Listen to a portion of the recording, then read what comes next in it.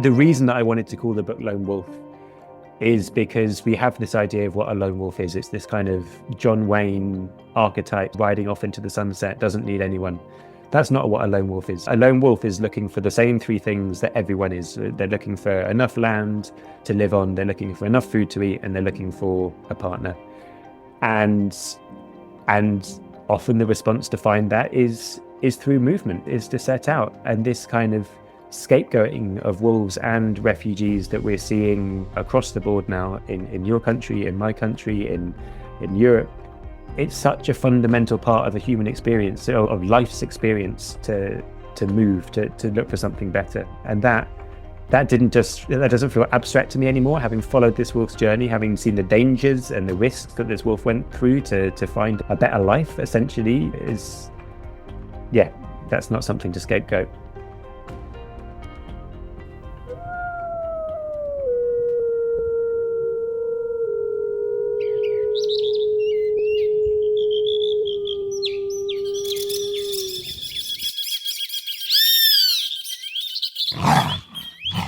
You're listening to the Rewilding Earth Podcast.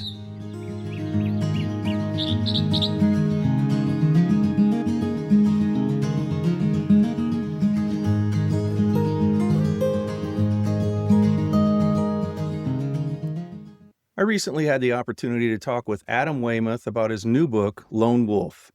It's a story about retracing the steps of a famous wolf named Slavc, who journeyed from his home territory of Slovenia across the Alps over 1,000 miles to meet a female lone wolf on her own journey to find a mate. Today, the area supports over 100 wolves. In this episode, you'll discover how Adam's journey, following in Slavc's tracks, transformed into an exploration of human-wildlife coexistence, the complex realities of conservation, and the surprising parallels between wild migrations and our own human desire to find a better life. This isn't just a story about a wolf. It's a brilliant example of how a single animal can illuminate so much about our polarized society, our deepest fears, and our collective hopes for a truly uncharted, but hopefully more wild, future. Adam, welcome to the Rewilding Earth Podcast. Thanks so much for having me on, Jack. I'm very excited to talk to you today because I love your book. I think that conservationists envy you in that you figured out how to make a living by going out into the world and studying things. I think a lot of us feel like we don't get to do that as often as we'd like. Studying and exploring deeply the things we love, the people and the places and the critters and the plants. So congratulations is what I'll say about that. Thank you. Yeah, and no one is more surprised than me, to be honest, that this is working out. But it definitely came from a love of travel and a love of adventure, and it's gratifying, really, that there's enough people that want to read about it and talk about that it works. Where do you begin to tell the story of how you arrived at the decision to go on this particular adventure? So I guess the seed, where does a book begin, really? It's hard to know where the seed comes from. I was definitely always really interested in wolves. I remember going to see White Fang at the cinema when I was 8 years old or something. But the seed of this came from an earlier journey that I did when I walked across Scotland. And there's been a lot of talk about reintroducing wolves to Scotland for, 30 years now or something. And I did a walk across Scotland. I began at an estate where someone has been trying to bring wolves back now for quite a long time. And I finished about 200 miles away at one of the places in Scotland where the last British wolf is meant to have been shot in the 17th century. And I used that walk as a way of talking to everyone I met, really, gamekeepers, shepherds, hikers, about how they might feel if wolves came back to the country.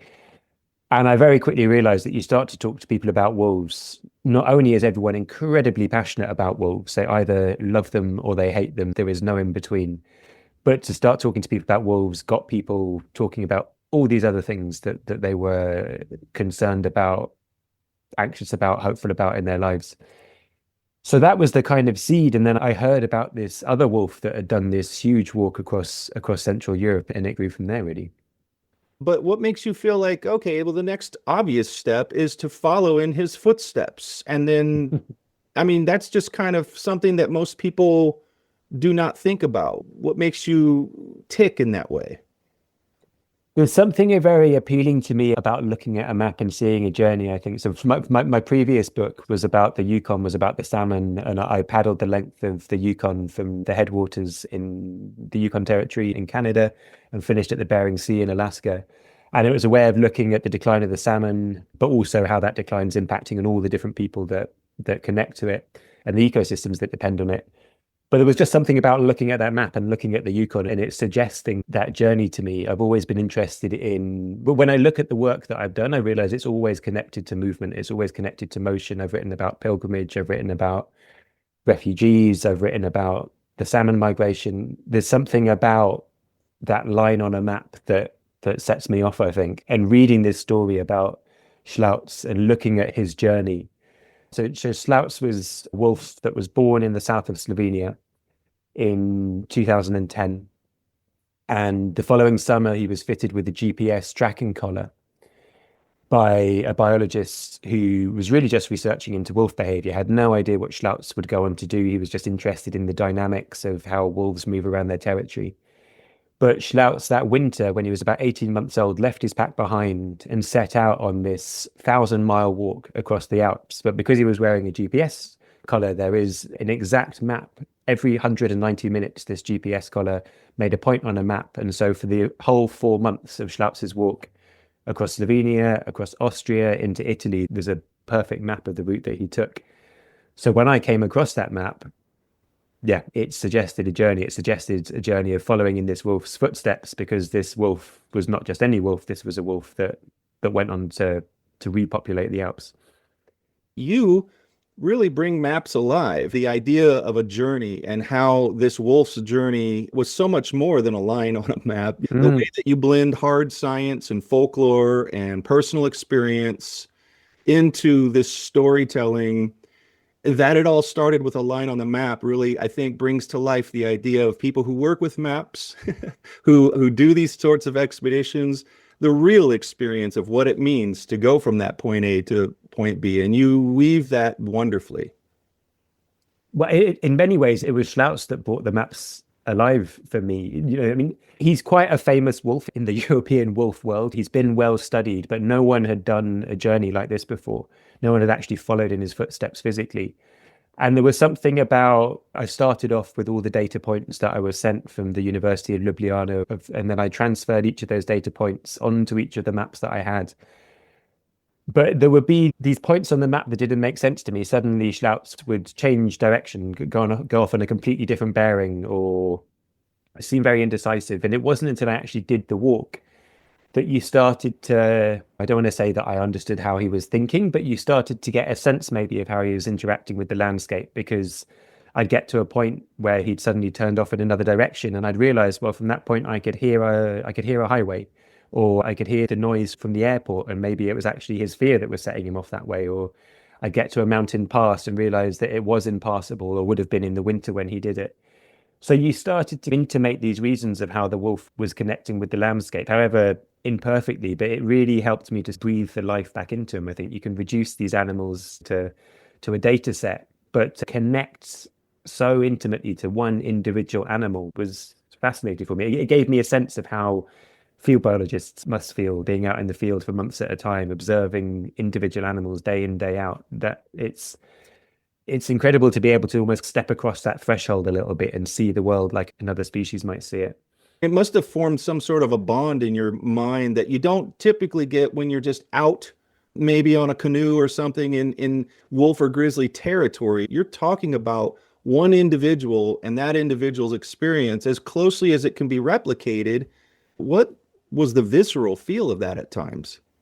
When it really clicked for me was right at the beginning of the journey, and Hubert Potocznik, who was the researcher who fitted Slavc with the collar, he took me to the territory that Slavc was born in, and we found the den where Slavc was born, and I crawled down into this kind of hole in the ground to get into the den where he was born. There was something about standing there and then knowing where this wolf was now, hundreds of miles away on the other side of the Adriatic Sea over in the Alps in Italy, and knowing that I was going to be following him.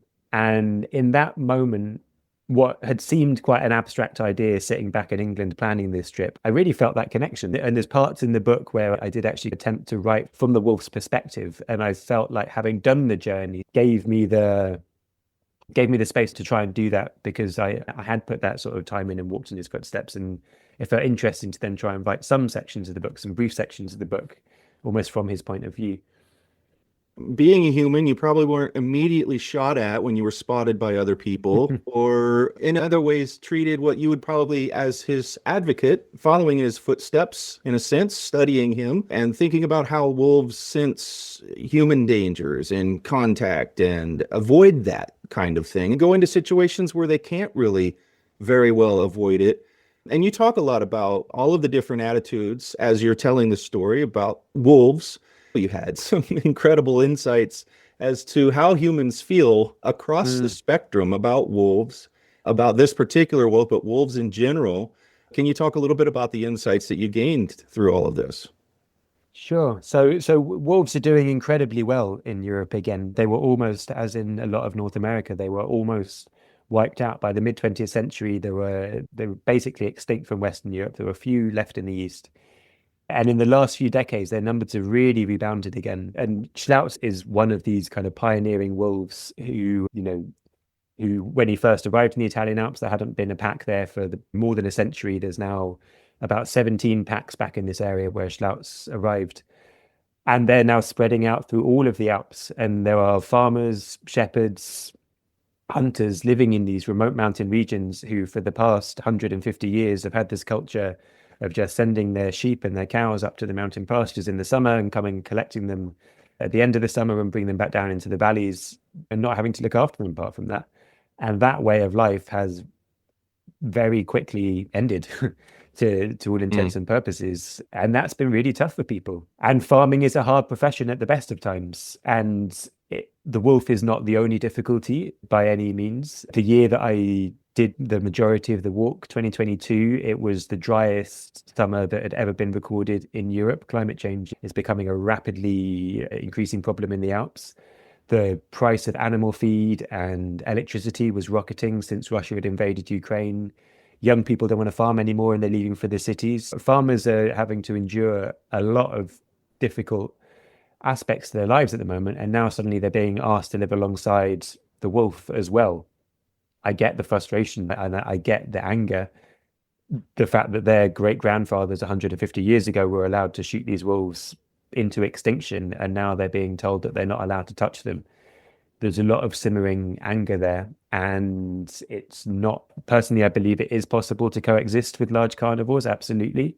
And there are proven ways, and I met shepherds and farmers that are doing it.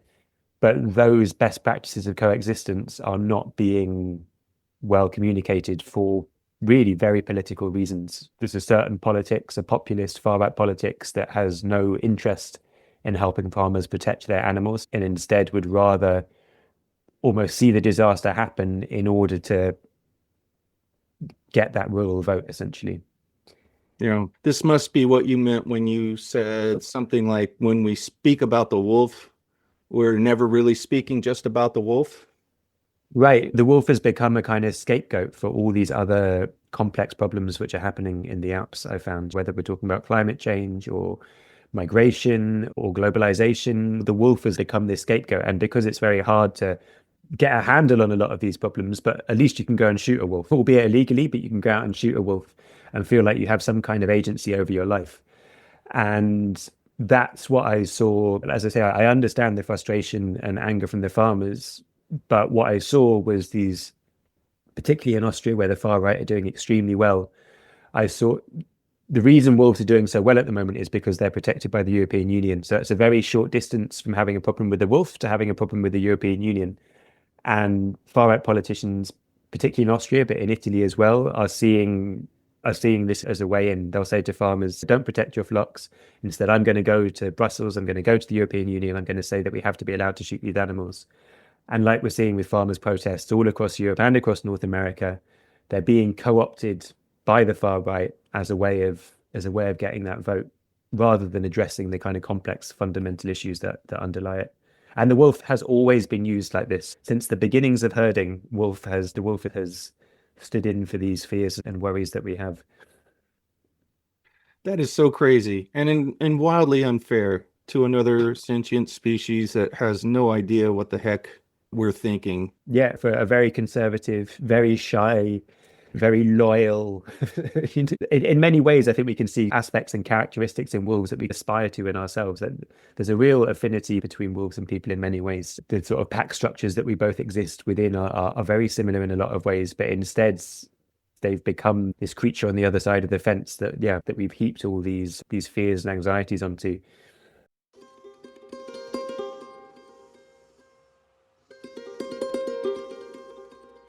You've felt it, haven't you?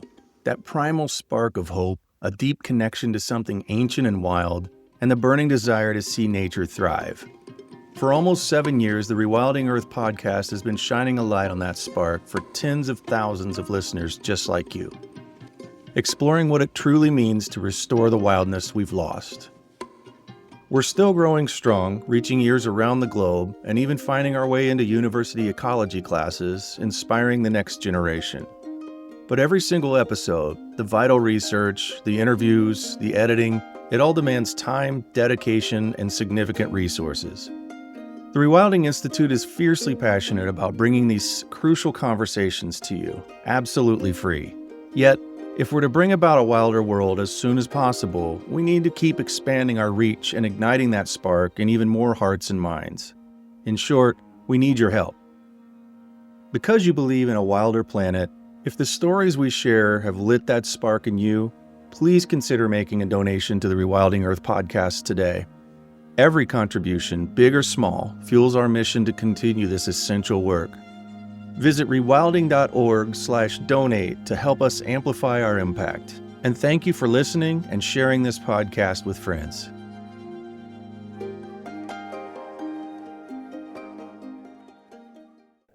So many people have recognized the familial bonds, the loyalty, as you say, the things that humanity should aspire to. We should try to be more like wolves, and yet some of us tear them down and make up stories and Little Red Riding Hood and all of that. And it's just so incredibly unfair, given that they are none of these things that the politicians are saying. And then they're successfully using that kind of thing to win elections and to change policies towards creatures that they've got completely wrong. And now they've got a lot of other people believing. Yeah, I mean, it might be interesting to unpack what I was saying there a bit more about that affinity, because when you go back to hunter-gatherer societies, they have this much more kind of complex relationship with the wolf. They're both hunters.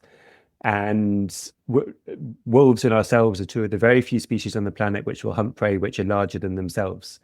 And that requires working as a pack. And then as soon as you start working as a pack, that entails a hierarchy, and it entails complex social interactions and a division of labor and sharing out tasks and all these different things. And so there's always been this sort of overlap. And the wolf was the very first animal that we domesticated, long before really we even domesticated ourselves and moved into a kind of settled society. And there was this real overlap of approaching the world in a very similar way and hunting alongside each other. And yet, as soon as we started herding, as soon as we put up fences and keeping livestock, we then had something that the wolf wanted, and the wolf became the thief and the traitor, vagabond.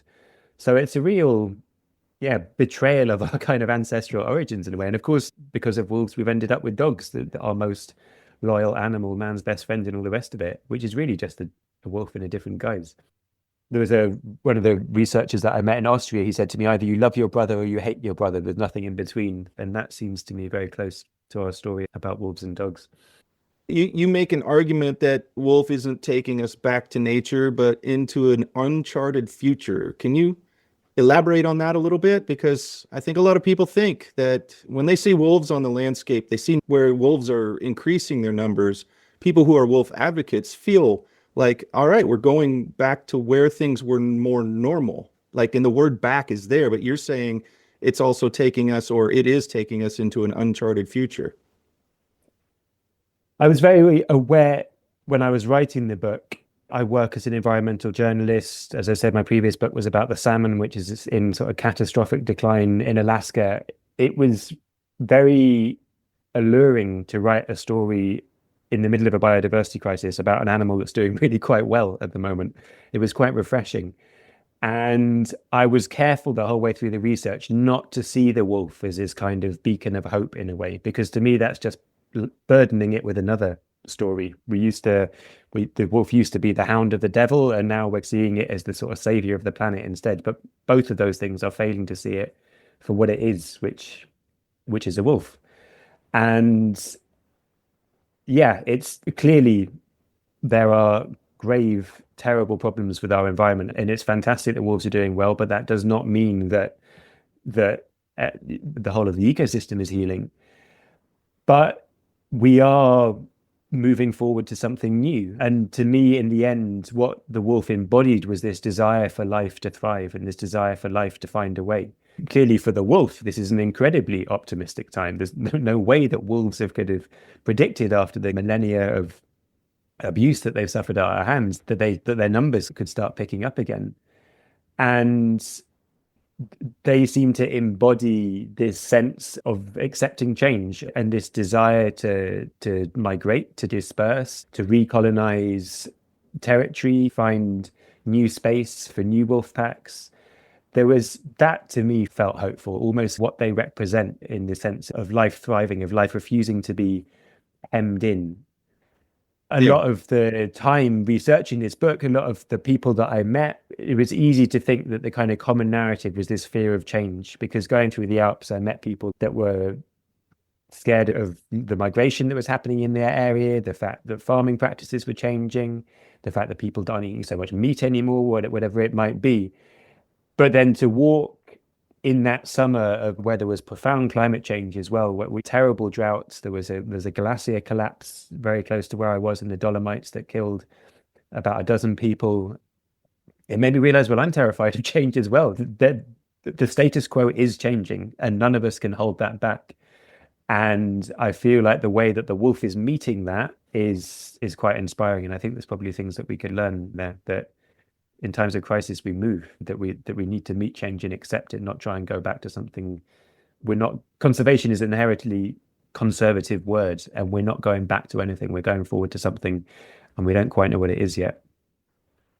And it would probably be very instructive to watch wolves very closely and other species and not continue to make things up as we humans do. We have to almost invent things in order for them to be seen as complete and good solutions, when nature's been trying to tell us all along how we should have been planning our societies and even our roads, where they should go, and all of these things. It's just strange to me how we always need to make something up for it to be legitimate, like it was our idea. I wish we would follow wolves a heck of a lot more closely than we do.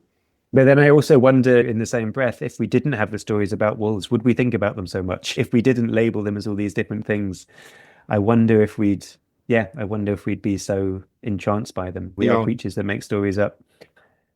This is jumping ahead, but I need to ask you about this. And please don't feel any pressure to give any spoilers here. I want people to read your book and love it on their own terms, in their own experience. But I have to ask you about Wombly, because I thought that was just incredible. So I came off the path in Austria to go to this center that I'd been told about near Vienna, where it's the only center like it in the world. And it's set up to study the differences between wolves and dogs, and to try and understand how, if they're raised in a similar way, if they're both raised outside, bottle fed from birth, raised in packs, treated in exactly the same way, how do differences between dogs and wolves manifest? Essentially looking at a kind of nature nurture debate. And there are significant differences in dogs like to follow, whereas wolves do not like to follow. Wolves like to be level pegging in the top of the hierarchy. Lots of really interesting differences of how dogs have changed over the course of their evolution in the last 15,000 years or so. And Wombly was a wolf that I got to go inside the enclosure of and meet, essentially, with 2 or 3 other people that worked at the center. And having done so much research, having been following this wolf across Europe, having read for a couple of years about wolves, to actually get in an enclosure with him, it felt I don't know, almost shamanic or something to be allowed to cross this threshold into this enclosure, which we never do. We're never allowed to go inside another creature's world like this. And Wombly is a tamed wolf. He's been bottle fed. He's very comfortable with his handlers. And there's definitely something dog-like in being with this animal. We all watch dogs all the time. We feel like we understand how a dog might be thinking based on its tail and its ears and its posture.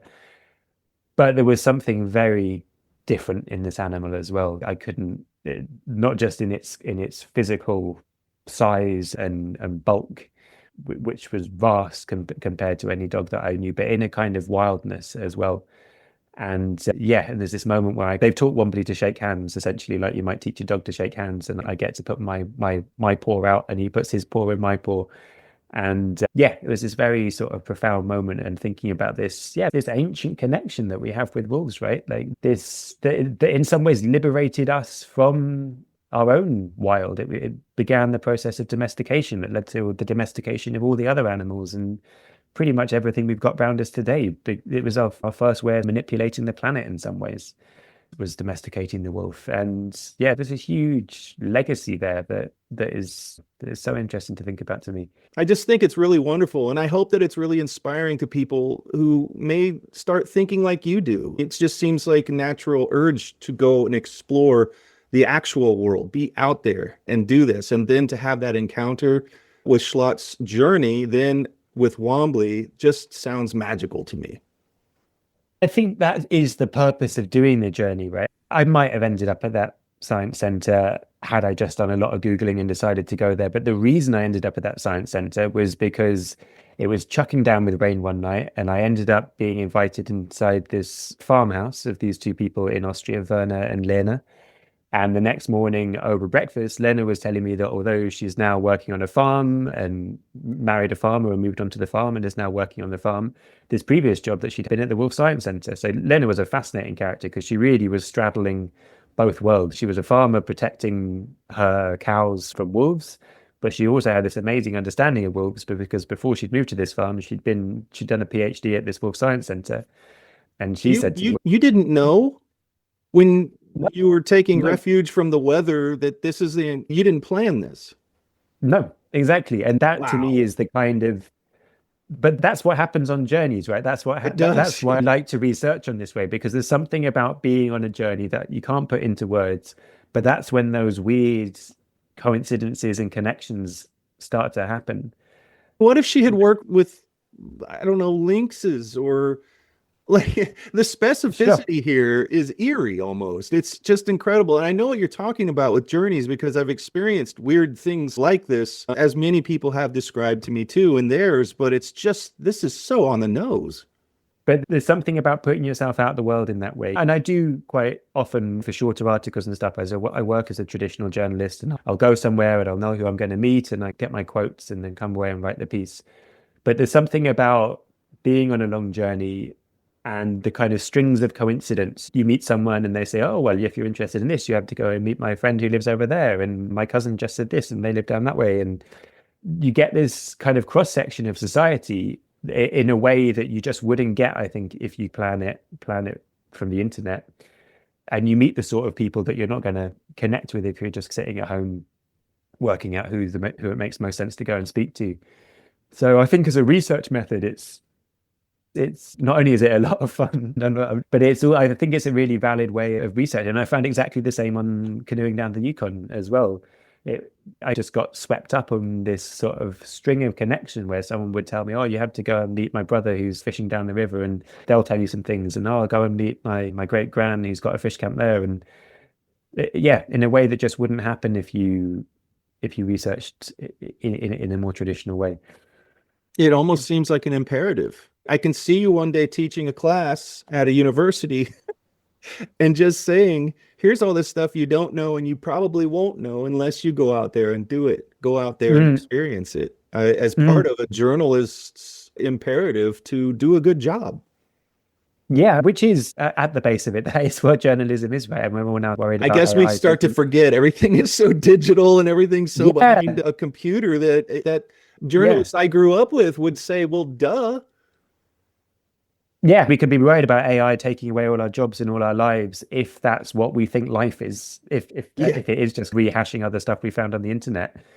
But it's not going to take away our jobs and our lives if it's about going out into the world and really meeting other people and really genuinely listening to what they have to say. Because I didn't want to do this book. It's not just about advocating for the wolf. I'm really interested in the complexities, and and that to me is front and foremost in my mind. Like you said, I did become an advocate for the wolf, and certain people called me out on that. I'd be in people's houses and I'd say, I'm not here to promote the wolf. And they'd say, well, don't you think you're going to make people like wolves by writing this book? Which is a fair point. But it felt really important to me to approach people in this way. And I think people give you more time as well when they realize that you haven't just flown in for an hour and you're off again, but you've actually you climbed the mountain to get to their cabin to interview them. I think people are more open to opening up. You do really get an insight into people's lives in a way that you might not if you come across in a different way. Yeah, there's so many cues in person that people will take to drop their guard, to trust, and that you just can never really accomplish much in the way that like we're talking now through Zoom versus us having climbed a mountain this morning and then sitting down and having an interview. It might have gone completely differently. But yeah, I've found that the real world is nothing like the digital world, and things people will say in a guarded environment where they're not really sure. They're thinking about the least trustful person reading the thing they just said, or the least, and that's the response they give. Where if you were having coffee with them, yeah, it's a totally different conversation based on context and location. Totally. Yeah. And there is this kind of, particularly with the wolf, but with so many other things as well, there is this kind of binary between the urban elite that live in the cities and the kind of rural people that see themselves as the kind of heart of the landscape. And so many people that I met in the countryside would say the people that are telling us how to manage our land, how to manage our sheep, are telling us from a city sitting behind a computer. And of course that rankles people. And again, it was exactly the same on the Yukon. I'd hear from these kind of indigenous fishermen that have been there for however many generations, and then someone turns up with a PhD from some sort of California university and tells them how to manage their fish stocks, and then get why that rubs people up the wrong way. You need to meet people on their own terms and listen to them openly, not just. And that really is what the wolf is about to me. It's not about the wolf. It's about that mismatch of a polarized society and two groups of people being unable or unwilling to listen to each other anymore.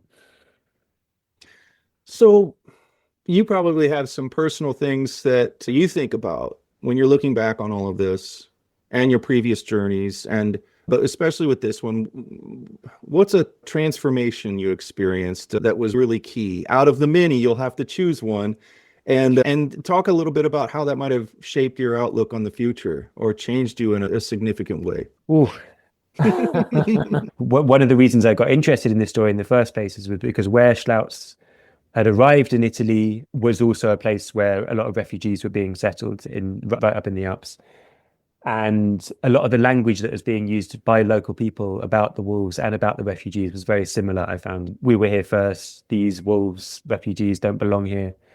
And there was something about the kind of scapegoating of them both as well. But there was a sense of following Slavc's journey that made me understand that, and this I think is where my kind of attraction to movement comes in. It's such a fundamental state to move. It's such a fundamental state to go out and seek what you don't have.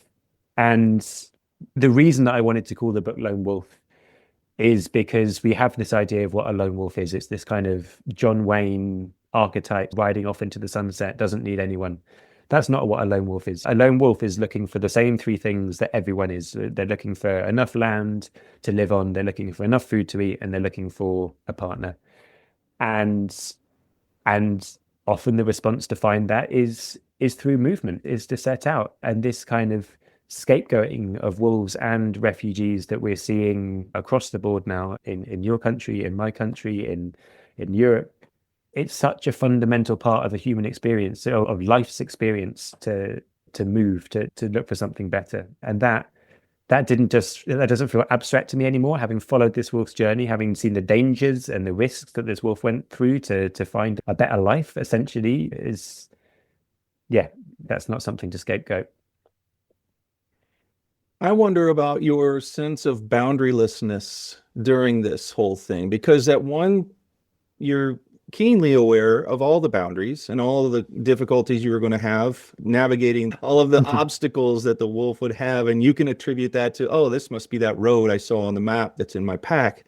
The wolf has no such map in their mind, or it's quite different. And they're roaming and they are not aware of boundaries. And did that free you in any way? Or what kind of feeling did you get from following this creature that obviously was just like, I need to go over to that mountain? I think about boundarylessness a lot, and the way that the ones who roam experience the world in such a different way than we do. Yeah, one thing that really struck me was the place that Slavc finished. Although it was, as the crow flies, several hundred miles from where he began, and on his walk more than 1,000, maybe 2,000 miles.